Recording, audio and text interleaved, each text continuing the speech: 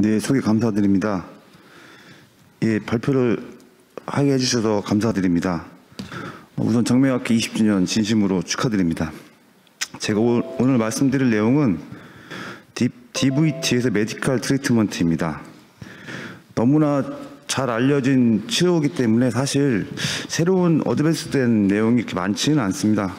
거의 변화는 없지만 일부 변화된 부분이 있어서 중점을 두어서 말씀을 드리도록 하겠습니다.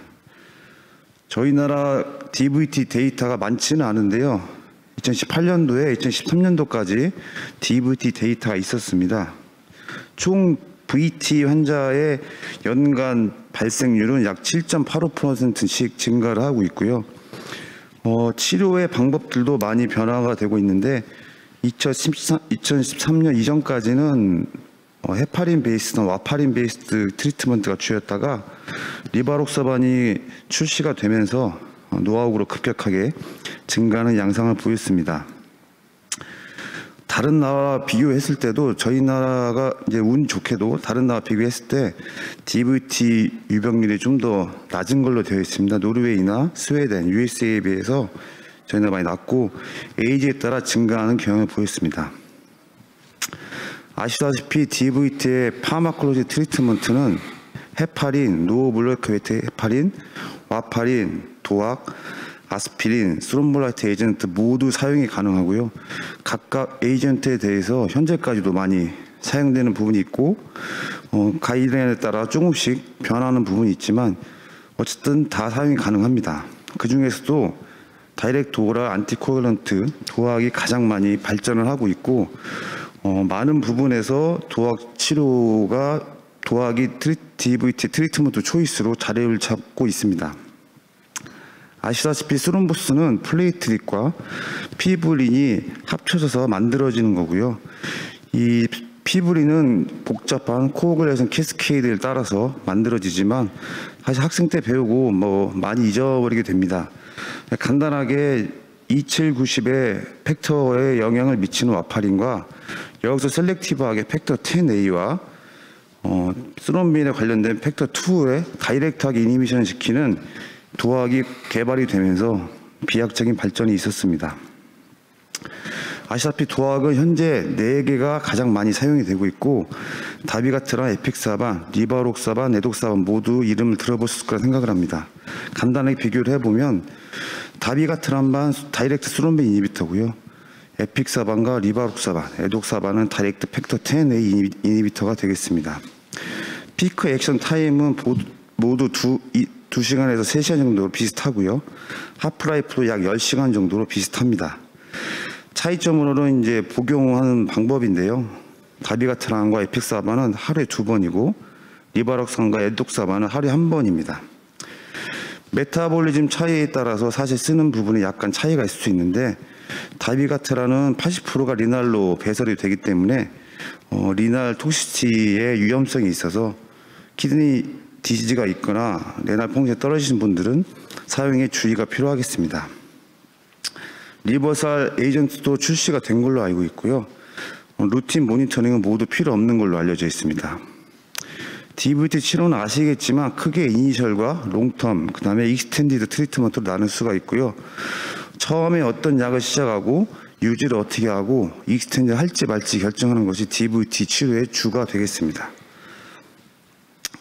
또한 이제 아까 말씀드리지 못한 부분 중에 에픽사반과 다비가트란과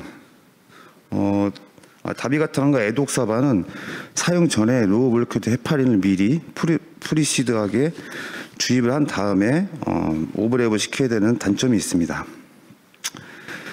VT의 트리트먼트 가이드라인은 여러 개가 있지만 기본적으로 가장 많이 이용되는 것들은 헤마톨로지, 아메리칸 소사이티 오브 헤마톨로지와 아메리칸 하트 오브 어소시에이션 2개의 가이드라인이 가장 많이 인용이 되고 널리 알려져 있습니다. 이 2개의 가이드라인을 중심으로 프랙티컬한 측면에 강조를 두어서 말씀을 드리도록 하겠습니다.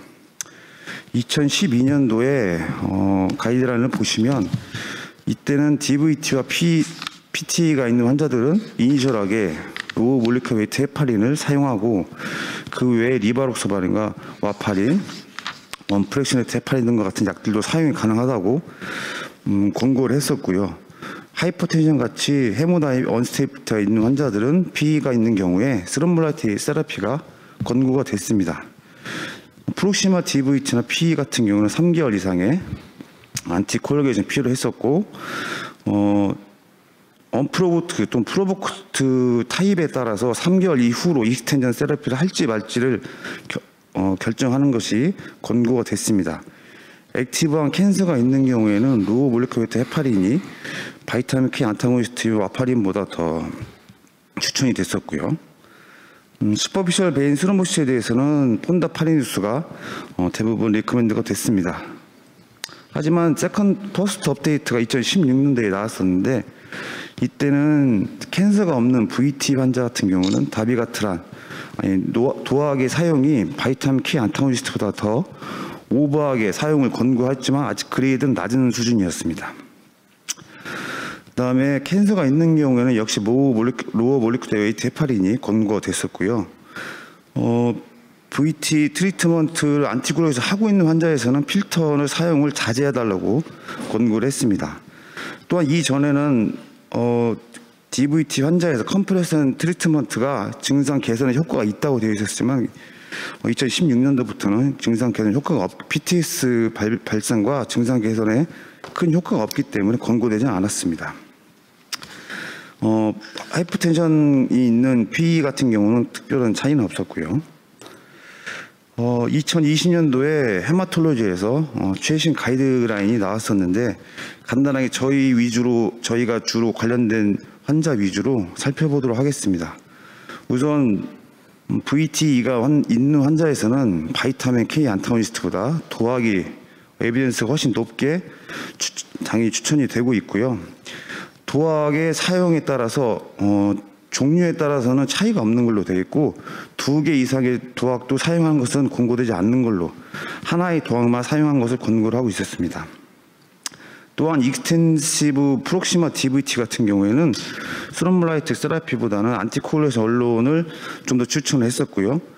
그다음에 헤모다이나믹 컴프라마이즈가 있는 PE 환자 같은 경우는 역시 스럼블라이트 세라피가 안티콜레이션 플러스를 하는 것이 안티콜레이션 언론으로 치료하는 것보다 권고가 더 많이 됐습니다.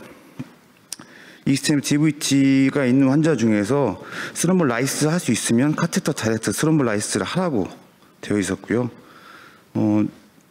스럼블라이스를 하는 PE가 있는 경우에서는 프록시마 DVT와는 다르게 시스테믹 스럼블라이스가 권고가 됐습니다. 그 다음에 치료의 기간을 봤을 때는 6에서 12개월보다는 3에서 6개월을 좀 더 추천을 했었고요.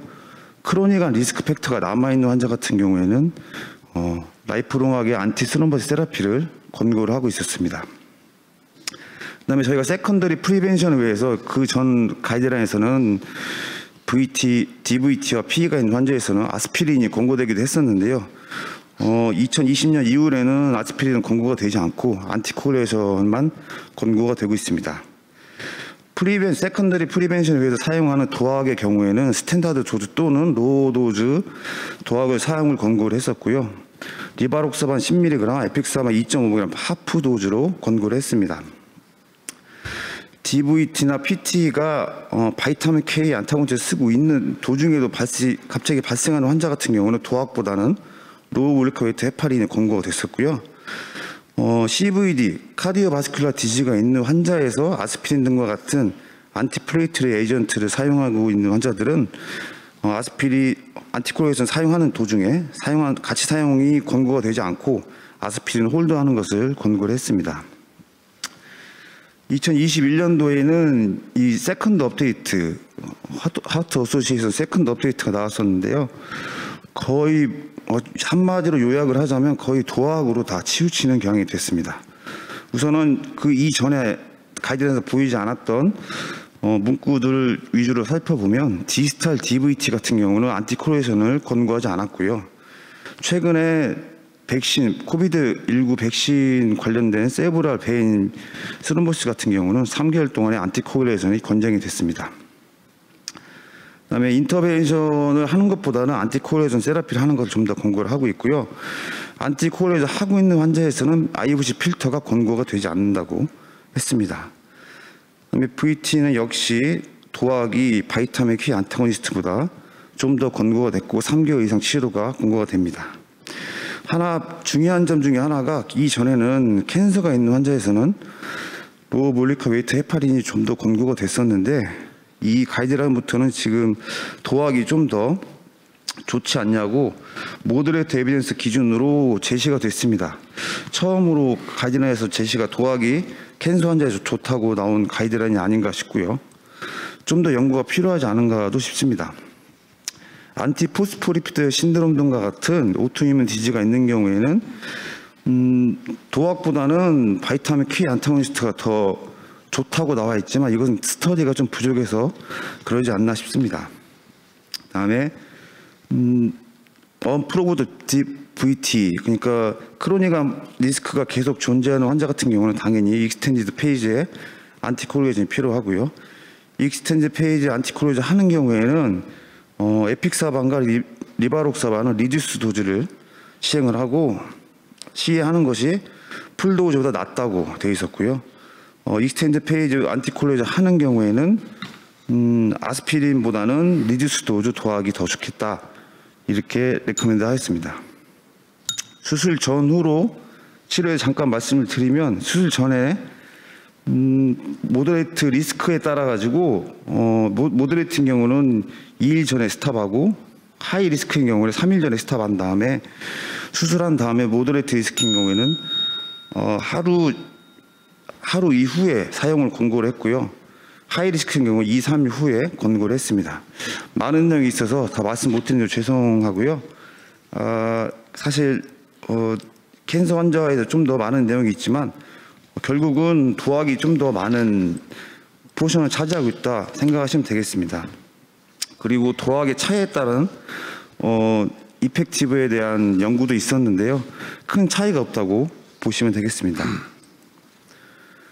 결론으로는 에비던스 베이스 하에 이니셜 트리트먼트 초이스 VT의 이니셜 트리트먼트 초이스는 도학이 되고 있고요. 그렇기 때문에 저희는 도학의 장단점에 대해서 잘 알아야 될 것 같습니다.